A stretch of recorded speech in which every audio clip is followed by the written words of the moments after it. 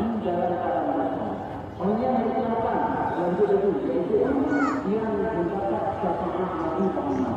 Walaupun bukan membawa dosa, namun bukan menjadi manusia yang dicintai oleh manusia di dalam dunia, sehingga kita mendapat bantuan Allah.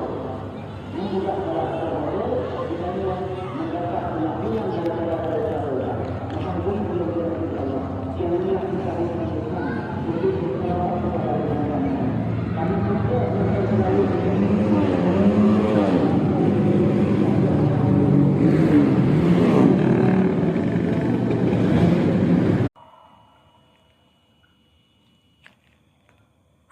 ففسقوا